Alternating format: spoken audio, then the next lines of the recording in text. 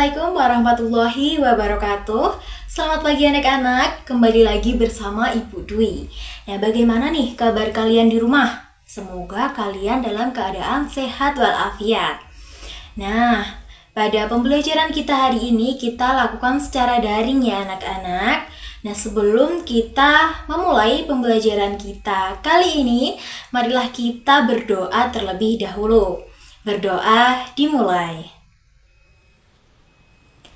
Berdoa selesai. Nah, untuk absensi, kalian bisa tulis di kolom komentar ya anak-anak. Silakan kalian tulis nama, nomor absen, dan kelas kalian.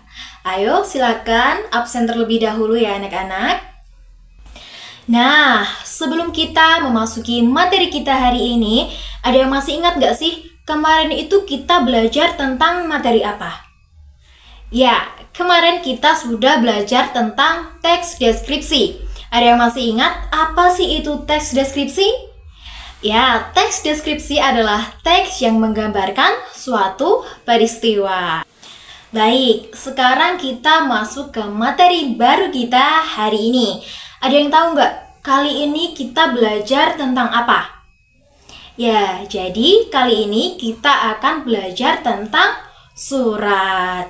Ada yang tahu nggak apa sih itu surat? Dan bentuk surat itu bagaimana sih? Ada yang tahu nggak?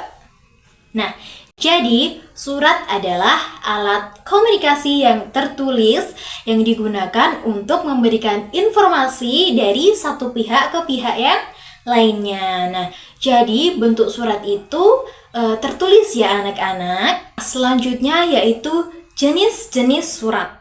Nah, jadi anak-anak, surat itu dibagi menjadi dua. Yang pertama yaitu surat pribadi dan yang kedua yaitu surat resmi. Yang pertama yaitu ada surat pribadi. Nah, surat pribadi ini yaitu surat yang ditulis oleh seseorang untuk orang lain guna kepentingan pribadi. Nah, contohnya seperti apa sih? Nah, contohnya itu seperti kita ingin memberikan kabar atau menanyakan informasi kepada orang tua, kepada sanak saudara kita maupun kepada teman-teman kita. Yang kedua yaitu ada surat resmi. Nah, surat resmi yaitu surat yang ditulis oleh lembaga untuk lembaga yang lain atau untuk individu juga bisa, guna untuk kepentingan yang resmi. Nah, contohnya seperti dari pihak sekolahan kita ingin mengundang orang tua kalian untuk menghadiri akhir usana yang akan dilaksanakan di sekolah. Nah, itu merupakan bentuk surat resmi ya anak-anak. Nah, tadi kan ada surat pribadi dan juga surat resmi. Nah, jadi anak-anak, kedua surat ini memiliki perbedaan. Apa sih perbedaannya? Nah, surat pribadi dulu nih. Nah, surat pribadi ini pengirimnya yaitu individu. Kemudian penerimanya yaitu keluarga, teman-teman kita. Kemudian ada sifat. Nah, sifat dari surat pribadi ini biasanya akrab dan santai. Kemudian bahasa yang digunakan dalam surat pribadi ini cenderung lebih santai ya anak-anak. Tetapi sesuai dengan tata etika dan sopan santun dalam penulisannya. Kemudian isi dari surat pribadi ini biasanya menanyakan kabar atau memberikan informasi guna untuk kepentingan pribadi. Selanjutnya yaitu surat resmi. Nah, pengirim dari surat resmi yaitu bisa dari instansi atau dari sebuah lembaga. Nah, kemudian penerimanya ini yaitu biasanya untuk instansi, untuk lembaga, dan juga untuk individu. Kemudian sifat dari surat resmi yaitu resmi. Kemudian bahasa yang digunakan yaitu formal, singkat, dan jelas ya anak-anak, jadi tidak bertele-tele. Kemudian isi dari surat resmi ini biasanya ini seperti pemberitahuan atau permintaan maupun ada undangan. Selanjutnya yaitu ada struktur surat. Yang pertama yaitu dari surat pribadi. Nah, struktur dari surat pribadi yaitu yang pertama ada titi mangsa atau tempat dan tanggal dibuatnya surat. Yang kedua ada alamat tujuan surat. Kemudian yang ketiga adalah salam pembuka. Nah, yang keempat ada pendahuluan. Nah, pendahuluan ini biasanya berisi seperti hai, apa kabar, bagaimana kabar kalian, dan lain sebagainya. Nah, yang kelima yaitu ada isi surat. Kemudian yang keenam ada penutup surat. Kemudian yang ketujuh ada salam penutup. Kemudian yang terakhir, yang kedelapan, ada nama dan tanda tangan pengirim surat. Nah, untuk nama dan tanda tangan pengirim surat ini biasanya terletak di sebelah kanan pojok bawah. Selanjutnya yaitu struktur dari surat resmi. Nah, yang pertama yaitu adalah kepala surat. Nah, kepala surat ini berisi kop surat, nomor surat, kemudian ada tanggal surat, lampiran, dan juga perihal. Nah, yang kedua yaitu ada alamat surat. Yang ketiga ada salam pembuka, kemudian yang keempat ada pendahuluan, yang kelima ada isi surat, yang keenam ada penutup surat, yang ketujuh ada salam penutup, kemudian yang kedelapan ada nama dan tanda tangan pihak yang memperkuat surat. Kemudian yang kesembilan ada nama dan tanda tangan pengirim surat. Selain ada jenis, ada struktur, ada perbedaan surat, nah selanjutnya yaitu ada kaidah kebahasaan dalam surat. Nah, kaidah kebahasaan dalam surat pribadi yang pertama yaitu penulisan surat pribadi ini tidak terlalu kaku.